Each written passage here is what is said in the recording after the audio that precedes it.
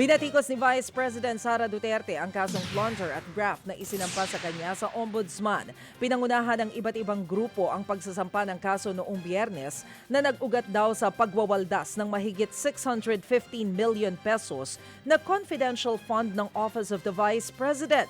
Pero buwelta ni VP Sara, fishing expedition lang ang ginagawa laban sa kanya. Gawa-gawa lang daw ang naturang mga akusasyon para siraan siya. Giit ng bise, paraan lang daw ito para pagtakpan ng issue ng katiwalian sa gobyerno. Dumistansya naman ang palasyo sa mga bagong reklamo laban sa bise. Pero iginiit din nila na dapat itong imbestigahan kung may sapat na mga ebidensya.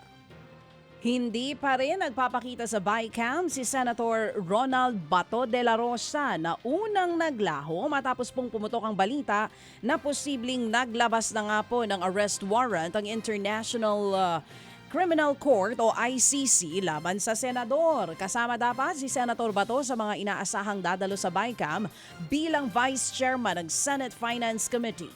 Pero ayon kay Committee Chair Senators Win Gatchalian, hindi nila mahagilap at makontak ang senador. Una nang sinabi ng DILG na palipat-lipat ng lokasyon si Bato na tinutulungan daw ng ilang mga kaibigan nito. Ayon naman po sa kanyang abogado, gusto lang munang umiwas ni Bato sa publiko dahil sa banta ng kanyang seguridad.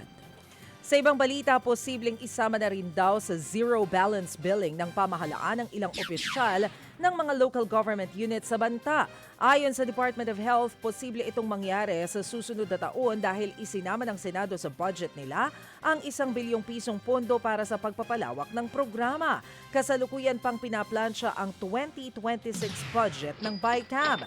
Pero umaasa ang DOH na madadagdagan pa at makakalusot ang naturang pondo. Sa ilalim ng programa, cover ng PhilHealth ang bayad sa admission ng mga pasyente sa piling government hospitals basta ma-admit ang pasyente sa basic accommodation o ward. Mga kapatid, brothers and sisters, saan ka pa? Dito na tayo sa totoo.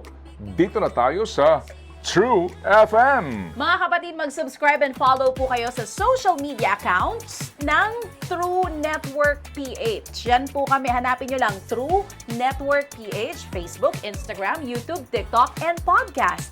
Mapa Apple or Spotify man yan, mahahanap nyo kami. Lahat ng mga napapanood at napapakinggan nyo po sa programa, nasa social media accounts namin yan. So paano mga kapatid? See you sa social media!